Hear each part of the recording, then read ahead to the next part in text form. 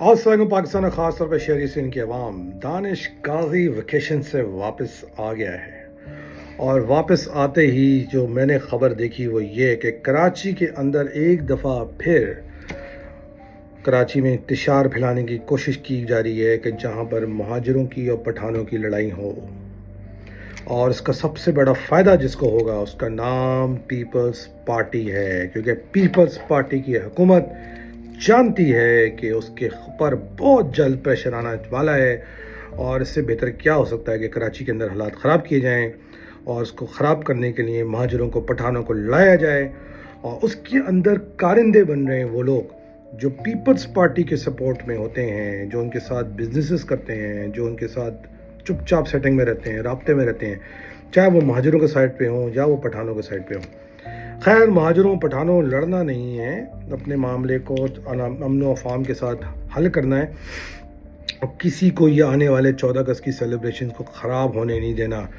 کیونکہ آپ بھی جانتے ہو کہ اس میں بہت سارے لوگ ہیں اوپر سے تو کہہ رہے ہیں مگر دل سے وہ پاکستان زندہ باد پہ بھروسہ نہیں کرتے، اور کچھ لوگ تو ایسے ہیں جو پاکستان زندہ باد چاہتے ہی نہیں ہیں، جیسے کہ ہمارا جی اے سندھ اور الطاف حسین. رہی بات الطاف حسین کی، دیکھ لیا آپ نے الطاف حسین کے بارے میں جو میں نے آپ سے کہا تھا بالکل صحیح کہا تھا کہ وہ بیمار نہیں ہوا تھا، وہ پریشر کے اندر چلا گیا تھا، سٹریس میں اس کو انجیکشن لگے ہیں، ہالیڈال کے اندر انجیکشن لگے ہیں، اس کے یوں ڈلے ہیں انجیکشن اندر اس کے، تو اس کو 9 گھنٹے بعد واپس بھیجا گیا، اور اس کا نتیجہ یہ نکلا کہ کل اس نے پارٹی میں سب کو ایک ایسے عہد سے آزاد کر دیا جس کو وہ خود بھی نہیں مانتا، کیونکہ لوگ اب اس سے یہ کہہ رہے تھے کہ بھائی تو خود پاکستان آ جا، اپنے خاندان کو پاکستان بھیج دے، اپنی رابطہ کمیٹی کو بھیج دے،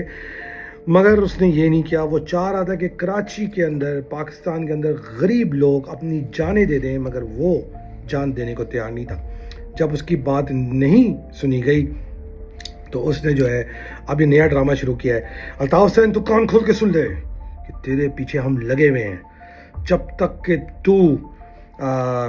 اپنے عبرتناک انجام کو نہیں پہنچے گا ہم تجھے نہیں چھوڑیں گے. اور آخری بات تو سن لے،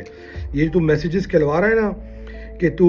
میرے باپ کی قبر پہ پہنچ جائے گا، ماں کی قبر پہ پہنچ جائے گا، تو بھی سن لے کہ تیرے باپ کی، تیری ماں کی، تیری بہن کی، تیرے بھائی کی، تیرے بھتیجے کی، تیرے خاندان کی قبریں سب کی سب کراچی کے اندر ہیں. اگر ہمارے باپ دادا کی قبروں پہ کچھ ہوگا تو تیرے باپ دادا کی قبریں بھی نہیں بچیں گی، اور ان کی بھی نہیں بچیں گی کہ جو تیرے ماں پہ کام کریں گے. تو کان کھول کے تو سن لے الطاف حسین. اور یہ جو باقی لوگ بیٹھے ہیں نا امریکہ میں، ادھر ادھر لیفٹ رائٹ، جو پیسے بھجوا رہے ہیں اور سمجھ رہے ہیں کہ وہ ان کو ہم پروف نہیں کریں گے، ہمیں کچھ پروف کرنے کی ضرورت نہیں ہے، یہ وقت پروف کرے گا. اور اگر تمہیں یقین ہے کہ تم بالکل پاکستان کے خلاف کام نہیں کرے تو پاکستان آؤ اور اپنا حساب دو، حساب صحیح ہوگا تو واپس جاؤ گے، نہیں ہوگا تو وہیں رہو گے مہمان بن کے. آخری بات،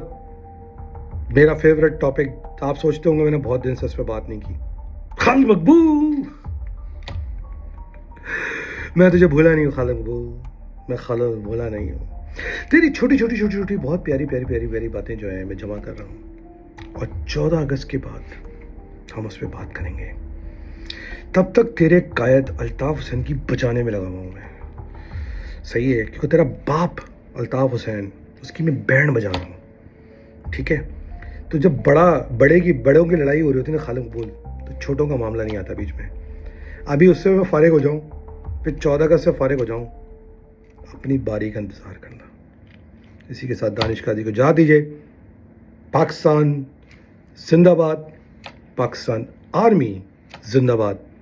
جے مہاجر. اللہ حافظ.